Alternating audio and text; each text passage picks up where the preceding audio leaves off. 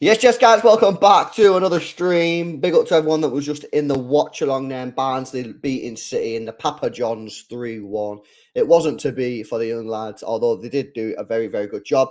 But now we turn our attention to the pizza trophy to the energy drink, mate. That's where we're going. We go from pizza to energy drink as City, of course, take on Newcastle tomorrow night. So I've drafted in the main man, Pete, big Newcastle fan. Thanks for coming on, man. How you doing, bro?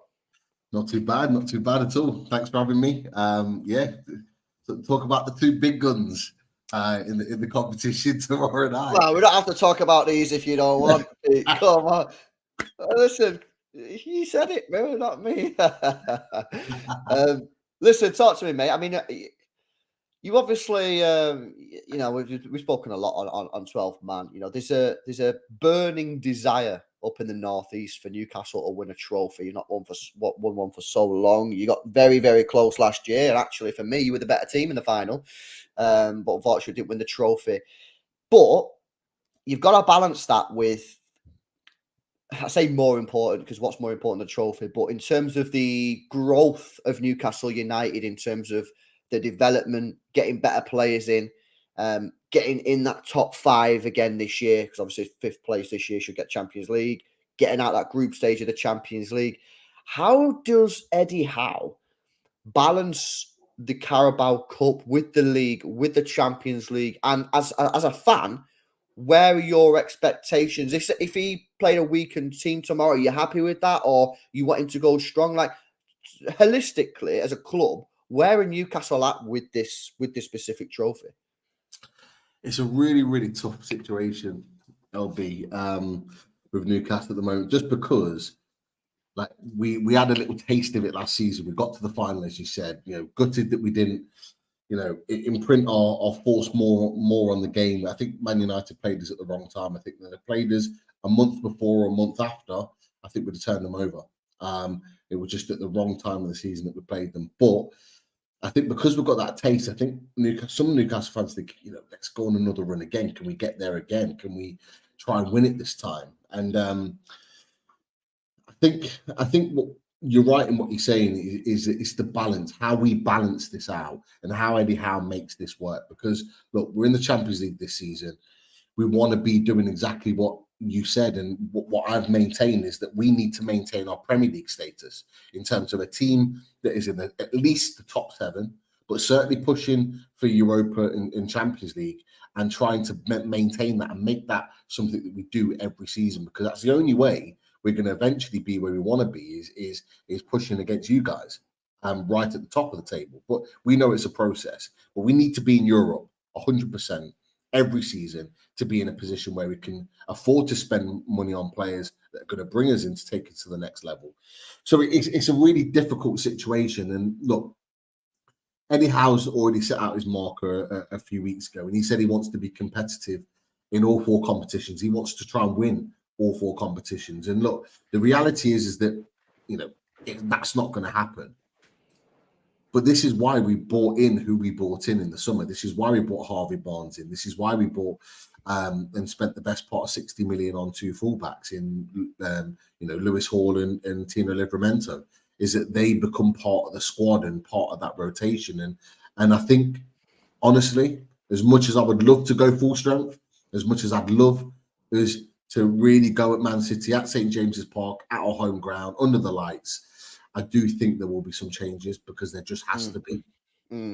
Yeah, it's a really difficult one, isn't it? Because like, obviously we are in similar situations in terms of, like, we've been bought. We were both in the Premier League. You know what I mean? Both not really doing too much. I guess we had a little bit of a flash when we had Thaksin Shinawatra, the Thailand guy, who had a bit of cash and he spent a bit of money. We had Sven, and then we actually had a decent year, especially our home record was class. But we were both in a similar sort of situation. I guess the lucky thing for us is we won a trophy quite early on, when we beat, obviously, Man United in the semi-final and then beat Stoke and got that FA Cup. And we got that under our belts then. So we got that, and then we can move. And there is this, it's a real difficult sort of position, I think, that Eddie Howe's in, because he's obviously desperate to win a trophy, because the club are desperate to win a trophy. You want to see silverware, but you are right. You've got to, it sounds wrong because of as a sport, the aim of the game is to win trophies, but the longer term aim of Newcastle of becoming a Premier League title contender, of being a guaranteed top 4 team every single year, that's probably more important, especially this season. Because again, this season, if you get top 4 again, that's 2 years on the bounce. You then become you can then look at players, and when you're having those discussions for signings, you're not going, well, this is just a flash in the pan.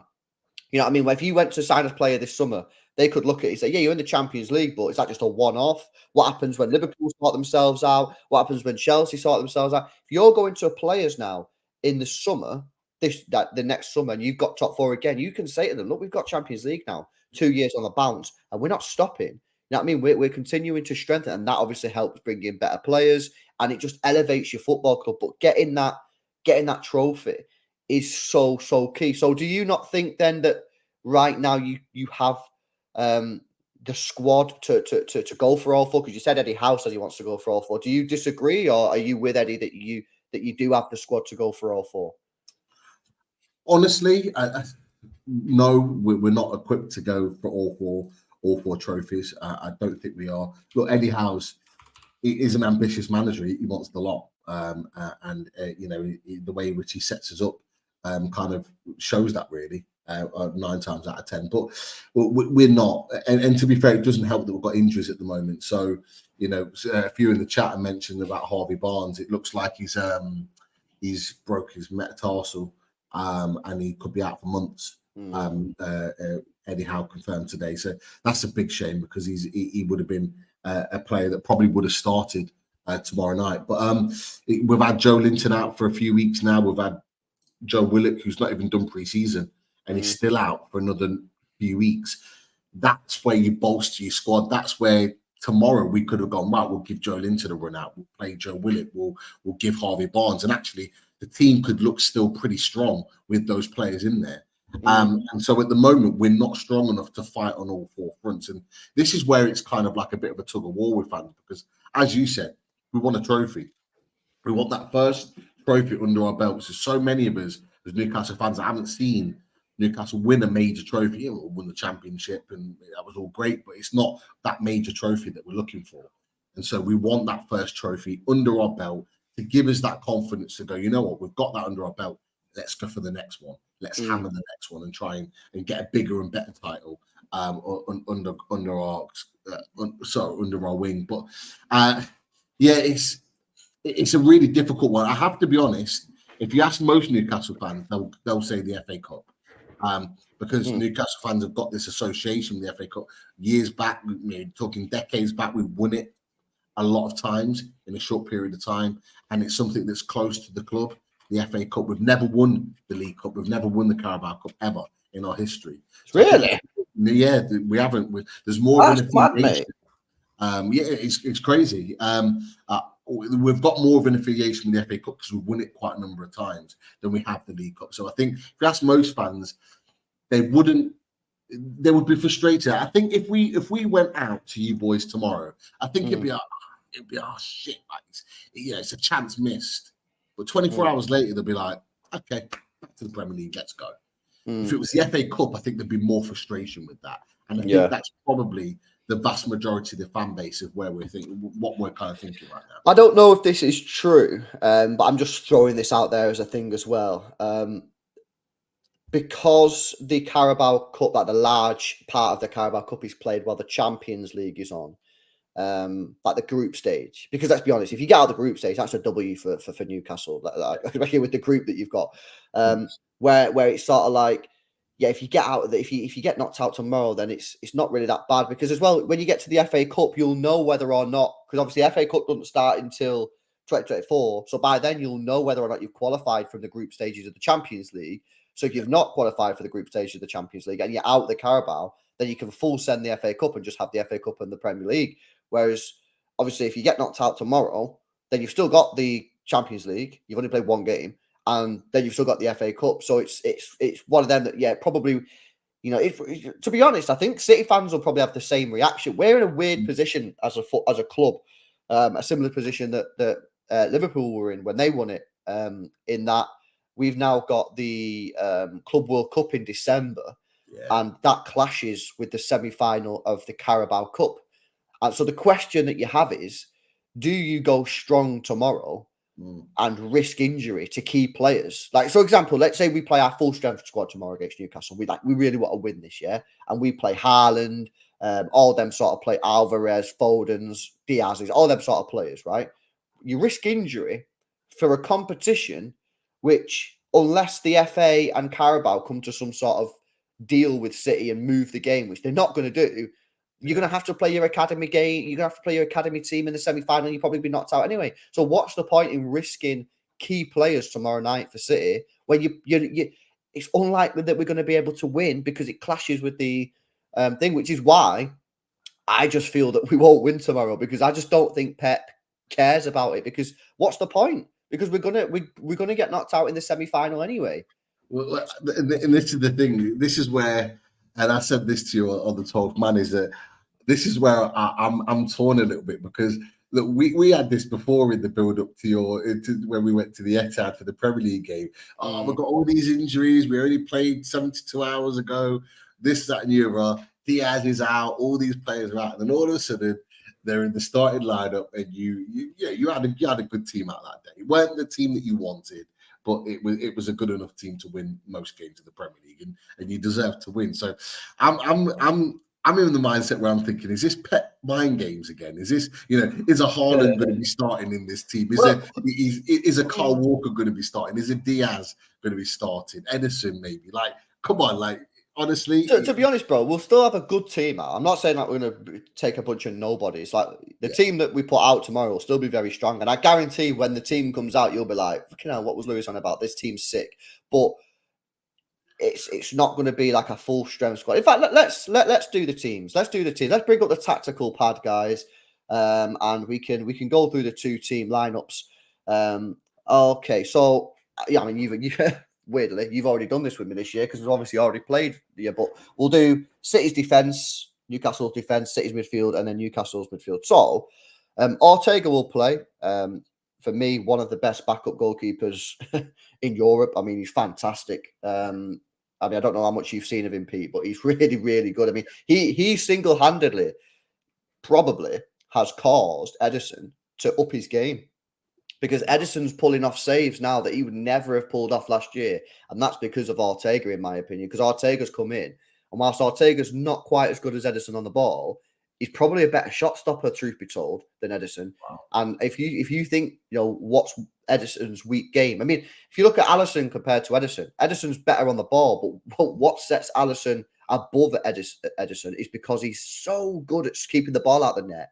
And compared to Edison, that was part of his weak game. Well, Edison's actually massively improved now. He made a massive save against West Ham a couple of weeks ago. He made a massive save the other day.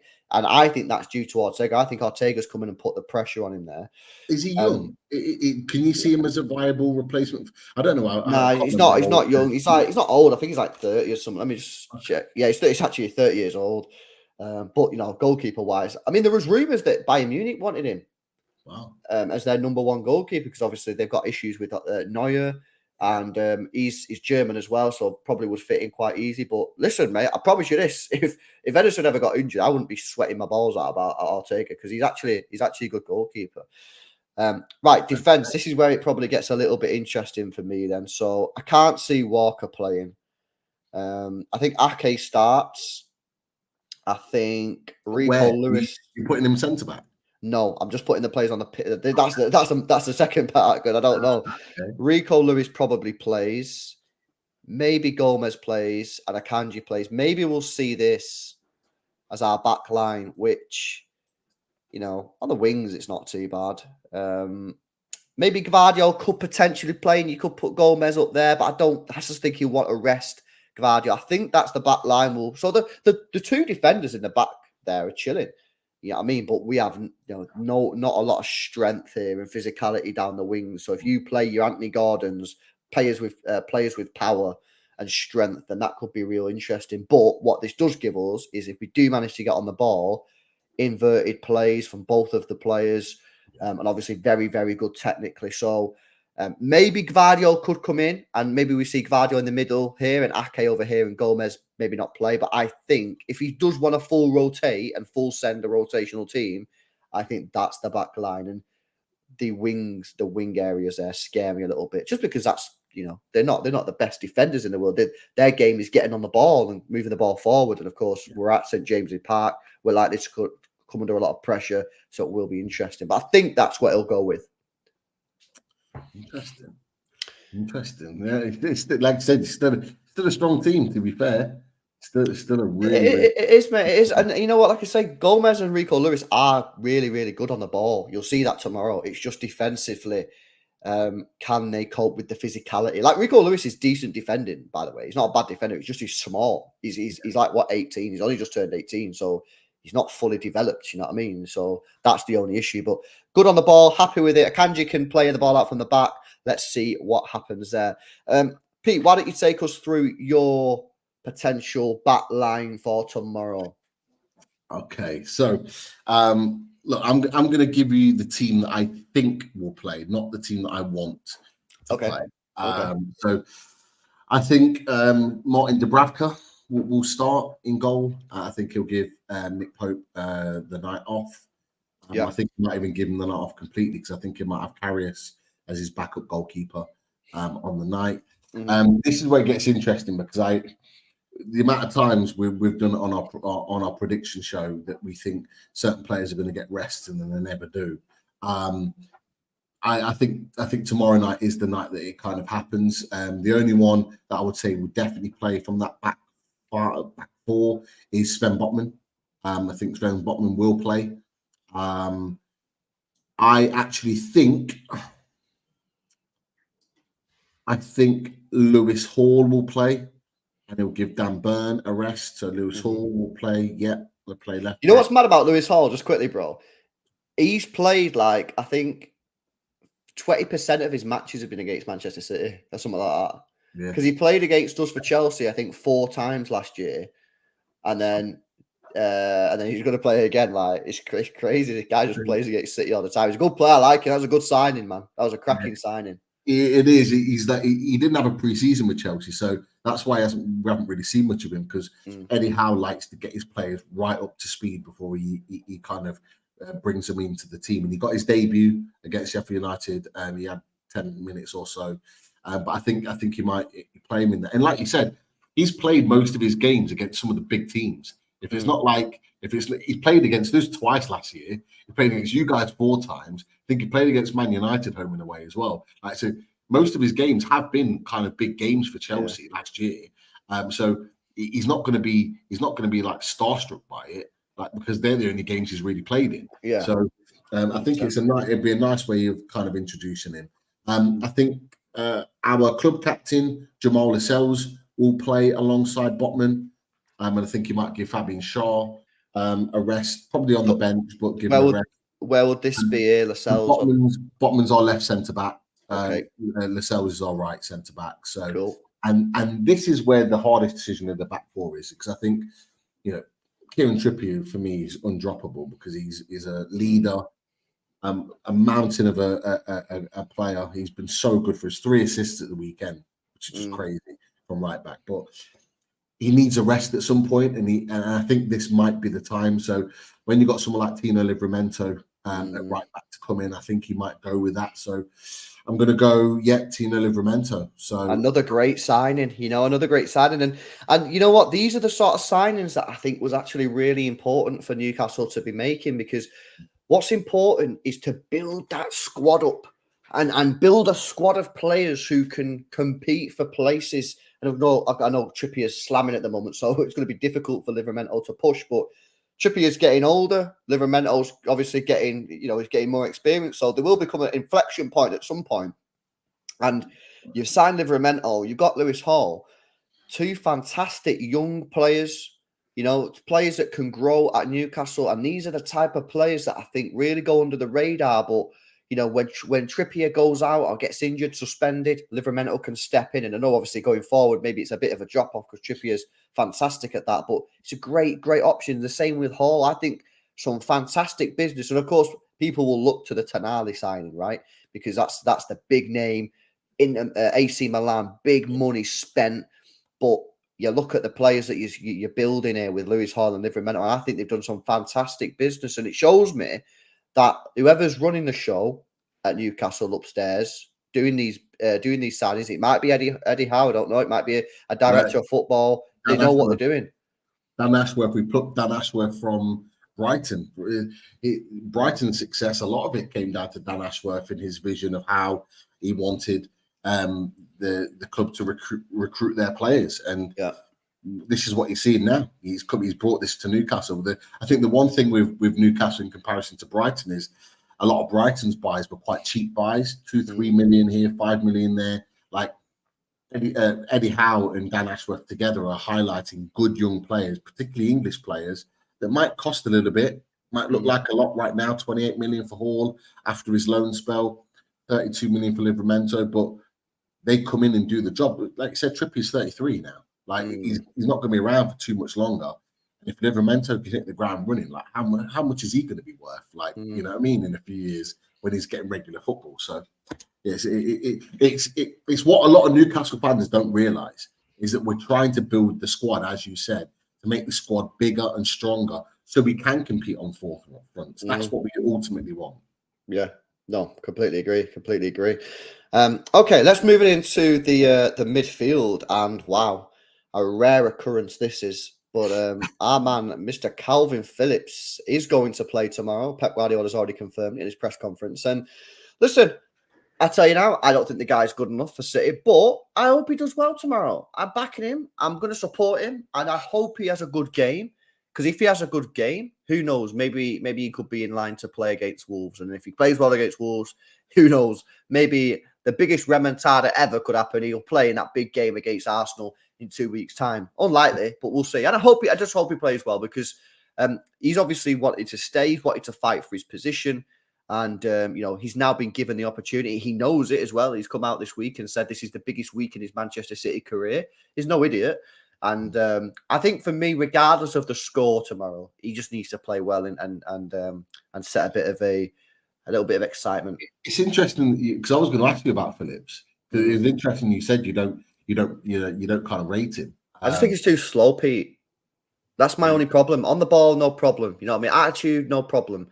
It's I just think he's a slow player, and I think he's slow on the ball. I think he's slow to move the ball. I think he's slow in actually moving. You know what I mean? Like you look at like Rodri and Nunes, like they get around the pitch quickly. I think Phillips is slow, man. Having said that, that doesn't mean that he can't work. You know, there are some of the best midfielders in the world. You know, used to be slow. You know, if you're not comparing him to Pirlo, but he wasn't exactly a rapid player who got around the pitch, and so he can be a good player. And I think they actually call him the Yorkshire Pirlo. Is that his nickname? Yeah. Weird. So you don't have to be fast, but you have to have the right sort of positioning, and he's not really had that. But listen, I'd love nothing more, Pete, for the guy to turn his career around at City because he's apparently, I've never met him, but apparently he's a proper like top bloke. He could have left on loan this year. Pep Guardiola was happy for him to leave on loan, but he wanted to stay and fight for his position. So let's see how he gets on. I'm backing him. Hopefully he does well. And he starts tomorrow night. In midfield, Nunes will definitely play 100%. He's been a fantastic signing, pretty cheap as well, considering when Arsenal paid £65 million for Kai Havertz. We got Nunes and Kovacic for a similar price. That's a fantastic signing. And then I think Foden will play as the attacking midfielder, and I think that will work because Foden, these two can just basically double pivot, and then you can just give Foden the complete free roll here.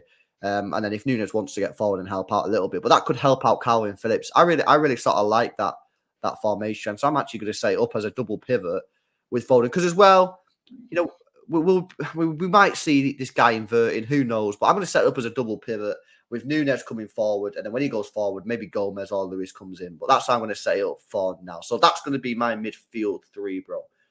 That's going to be my midfield three.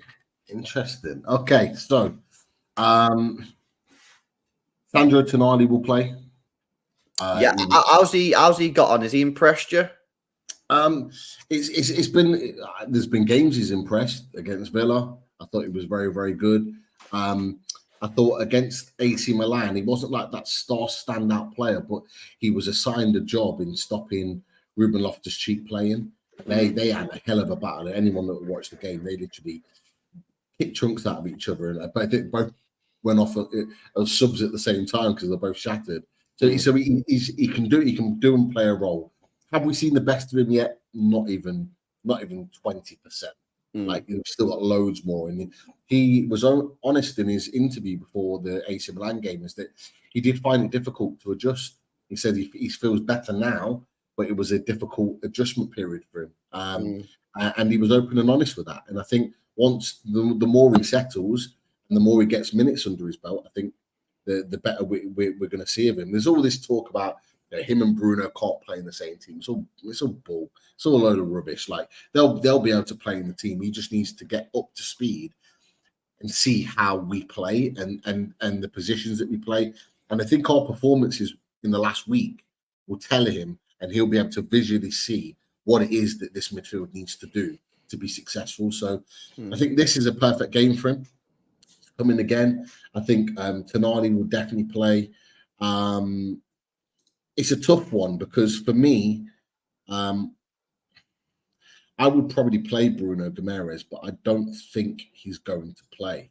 And I think I've got a feeling. Well, I think Sean Longstaff will play just because he's been so crucial to this midfield. And I know we talked about it last night a little bit.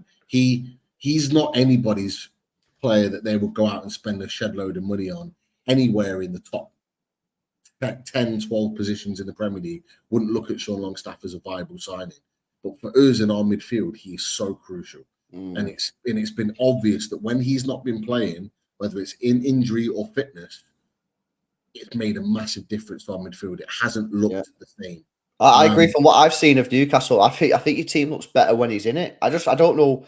He just seems to give you a little bit more solidity in that midfield, and that's obviously we had a big debate, didn't we, when you guys come to our place, and I was really disappointed with your midfield, and I don't think he played that day. I think it was Joe Linton, Tonali, and Bruno, and my main issue with Newcastle that day was I just thought your midfield was a bit spineless, and I just feel that whenever I watch Newcastle with Longstaff in there, it just seems to have a little bit more grit and a little bit more like, okay, we'll clash if you want to clash with him in there. And so for me, maybe in the big games, maybe you have to drop maybe Tonali or a Joe Linton just to stick him in.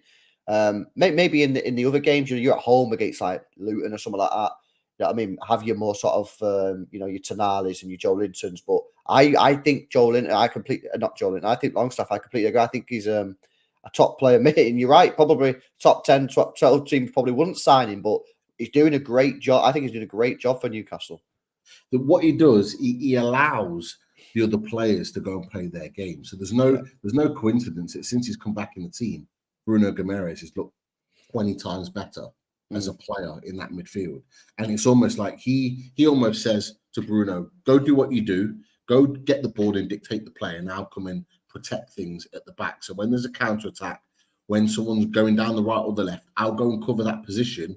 You just go and affect the game moving forward. And it's massively helped his game. So that's why I think, he could be the same influence on Tonali. He could allow Tonali to get forward and dictate the play and do what he did at AC Milan, and he just kind of covers and breaks things up. So it'll be interesting to see those two work. The third one, I'm going to go Elliot Anderson. Now, there are rumours that Joe Linton's back in training, and there's people saying that he might play a part. I don't personally believe so, but I think Elliot Anderson will play. And Elliot Anderson had a superb pre-season. He's now finally getting his chance, and he's been playing some good stuff. So is he a more attacking player? Yeah, more attacking now. Initially, he is. Well, I'd probably put Tonali on the right. Yeah. And Anderson on the left. Okay. Because Anderson actually is a left winger, left of a front three. That's his position. But since Eddie Howe's come in, he's played him as a left of a midfield three, and he's played really well. And he's been playing really well in that role. It was a great again on Sunday. So I think that'll be our midfield. And what that midfield has, it has work rate, it has grit, it has battle, it has all the things that you've talked about. And it'll be interesting to see how Longstaff manages Phil Foden, because if Phil Foden does play in that position, that's what hurt us last time. And we didn't have a Longstaff to break up the play. Longstaff, if you watched against AC Milan, kept Rafa Leao very quiet by doubling up on him for long parts of the game. If he can do the same to Foden, I think that'll be key for us within the game. Yeah, no, absolutely. Right, let's move into the attacks. But before we do, guys, make sure you do drop a like on the stream. It massively helps me out. So I need everyone to smash the thumbs up button and subscribe to the channel as well if you are new. And of course, make sure you go check out the Loaded Mag as well, where you'll find Pete and I know a lot of other lads are there as well. And of course, if we do whack them tomorrow, then it might be pretty funny to see what they've got to say after the game. So go check out the Loaded Mag. If they smash us, then maybe you might not want to check what they got to say. But go and support Pete and the channel out. Right, let's get into the attacking lineup then. Okay, this is an interesting one for me because Grealish is back, and Pep said Grealish is going to get minutes, but he didn't say he's going to start. Doku only played 45 minutes against Forest, but we also have Oscar Bob coming in the academy that I've not actually got on the list. I will have to put him on. So I think we see Doku play off the right-hand side because he only played 45 minutes at the weekend because he got subbed off because of the Rodri incident.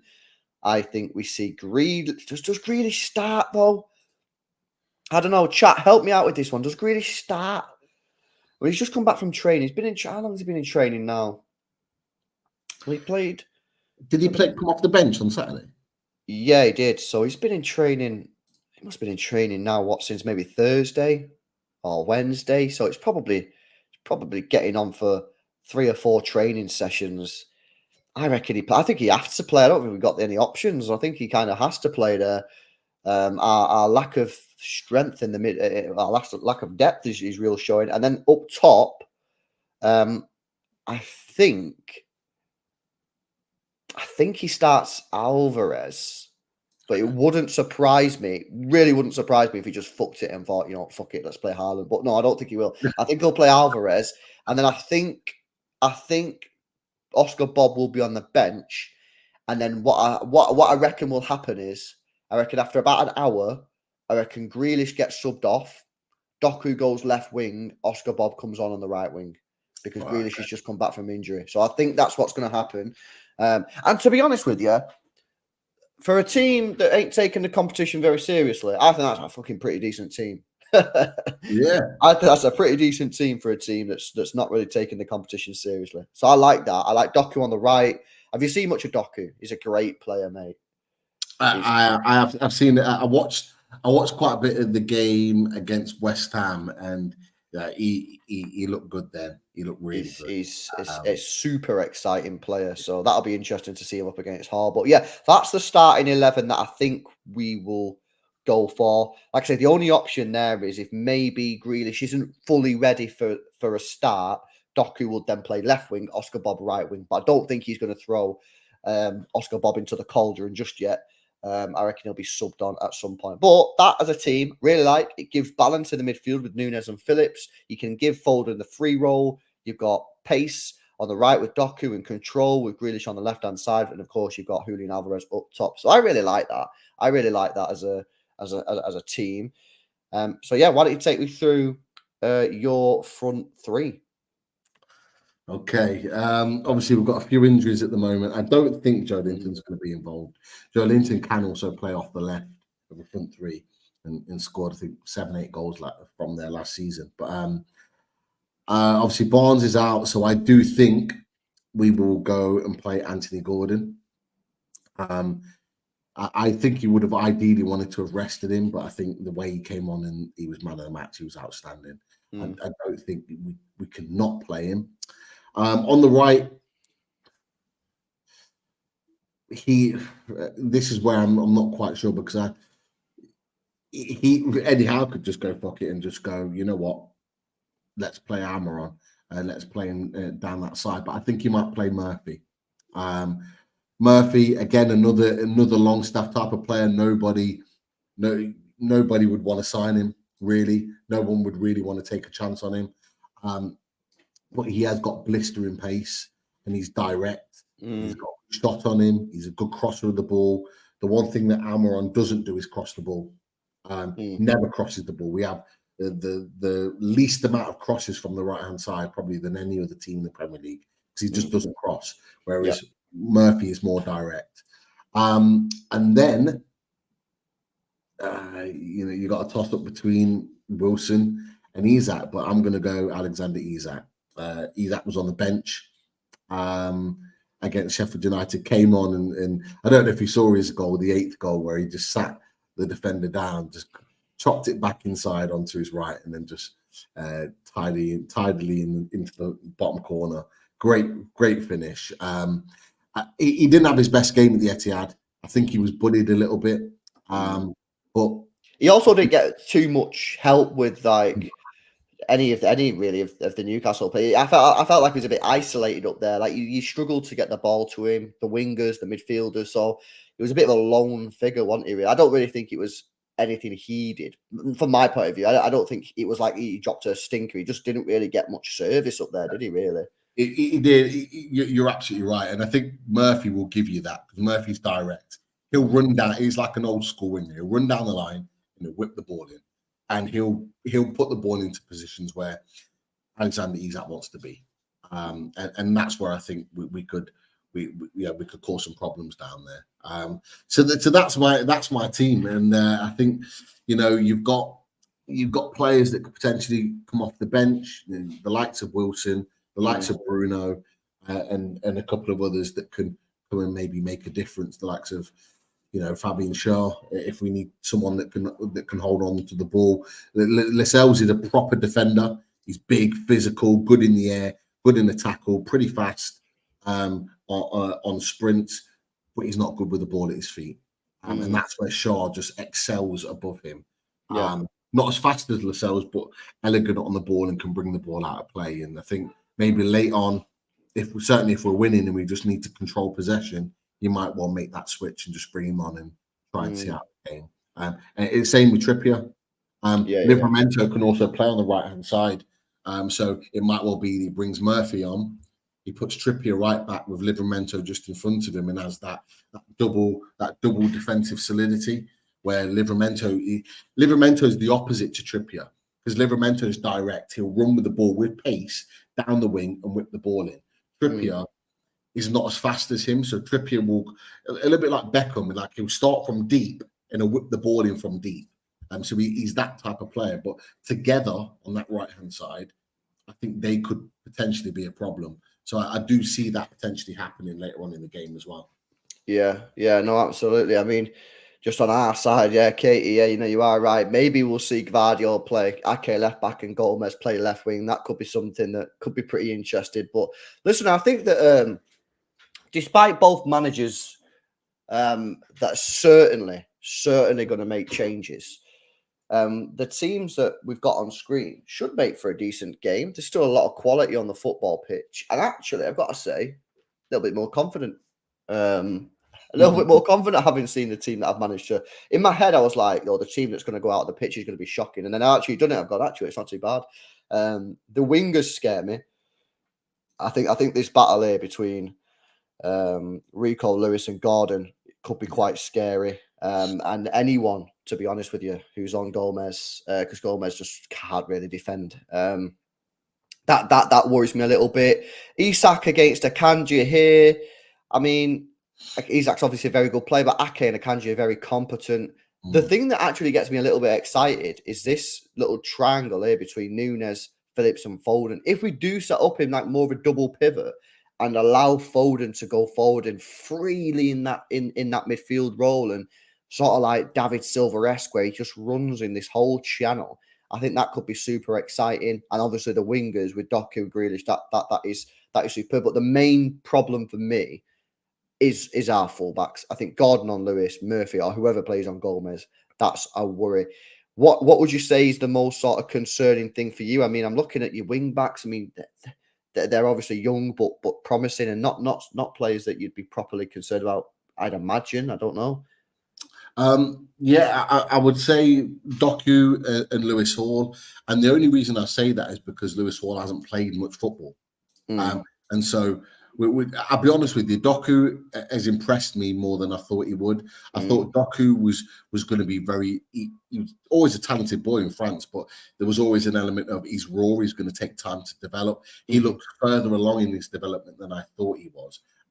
Certainly since he's come to Man City, and I think that Hall being not really being up to speed yet, he might well be caught cold defensively, but I think attackingly, I think we'll see his quality.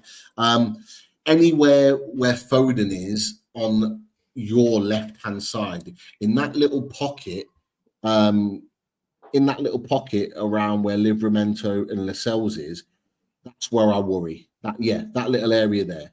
Yeah. If Foden exploits that area and Longstaff's not there to sweep it up, I think for as good a defender that Lascelles can be in terms of being that dogged, last-ditch defender, I think any type of quality and elegance on the ball, he'll get torn to shreds, and that's where I worry about that. Is Lascelles and Livramento haven't played together, so they've not got an understanding as a right back, centre back. You've got Foden that can exploit those situations. He's done it to us before. So I do think I go back to the point. Longstaff is going to have a monstrous game in keeping him quiet. Obviously, that's if Foden starts. But what you might well see at times is Tonali and Longstaff switch. So Longstaff will go and be that. Well, I almost have it because I use this board now as well, thanks to you. And I talk about the triangles. So the triangles between Murphy, where Tonali is, and Livramento is key. Those relationships, like Gordon, Anderson, and Hall, I have those triangles there for those players, because that's our key. Is their link up, their understanding, their ability to overlap and attack. So you'll see Gordon with the ball running at Lewis, but you'll see Anderson make the run around Gordon into that far left-hand wing deep position to allow Gordon to cut inside. And you'll see the same with Tonali or Longstaff and Murphy. And those relationships are really, really key. But defensively, they're really, really key as well. Botman, we can't play without. He is just an outstanding centre-back. He's so good. Better than I ever thought he would be at Newcastle. And he's going to have a monstrous game to help us out. I am concerned about Dubravka. Dubravka can be unplayable, or it can be absolutely shite. Yeah, I was going to say, I've seen him have some top games for Newcastle, because he obviously was the number one, wasn't he, before? He has, but he always has a poor game in him where we'll lose 3-4-0. And obviously, this is mostly before the takeover, and he'll just let in some of the poorest goals you've ever seen. I never know what I'm going to get with Dubravka. I don't know whether I'm going to get a masterclass or a disaster class. That's why I'd rather go with Pope, because Pope is far more consistent. And you should give your second goalkeeper a chance. But for me, I'm ruthless. I'll say, nah, I want my best keeper in goal. Yeah, no, that's a fair one. Listen, I think we're in for a good game, mate. Hopefully it's an open match end to end, so we see some really good attacking football and maybe some goals. But I've got to say, coming into this stream, I was not feeling confident at all. I was thinking we're going to get beat. However, I've been perked up a little bit, mate. I can't lie. You perked me up a little bit. I think we can get the job done. I think we can get a win. I'm going to go score prediction. I'm going to go 2-1 City. I think we can do it, man. I wasn't confident at all before this, but having seen the team that I think we will put out, I actually think we can get the win. I really do. I was going to say, hold on a second. You said you were going to play the kids, and I'm looking at that, and I thought we were. I thought we were. Millions of talent there, and I'm thinking, these ain't no kids, mate. These ain't no kids. That team will beat most teams in the Prem. Yeah, man. What are you thinking, score-wise? You think you'll get the win? Look, I'm going to stick to my guns with my initial prediction. St James's Park under the lights. I am hoping a few of those that you put in your team aren't going to play. I'm not going to lie. But I'm going to stick to, I think it's going to be a tight game, but I'm going to stick with the 2-1 Newcastle win. 2-1 Newcastle win. So 2-1 either side. Guys, If you're watching this back on the replay, then of course let me know in the comment section down below who you think is going to win the game. And also, having watched the stream, are you a little bit more confident now if you're a City fan? Because honestly, I was not confident coming into this, but I'm a bit more confident here now. And of course, yeah, I see Ed says Gomez can't play left back. Well, you know, we might not play Gomez left back, mate. We might play wrong thing there. We might play Gomez left wing and put Ake there, and then you could play Gvardiol there. That's something that we could do as well. If we're only going to do that though, if Grealish is still not ready, so we'll have to wait and see what happens with Grealish. But listen, I'm confident. I'm excited. We'll do another live stream tomorrow, but of course I am traveling up, mate. I'm going. I'm not going to do plastic. Oh, yeah. I'm actually going to go. Yeah, so I might do a little vlog.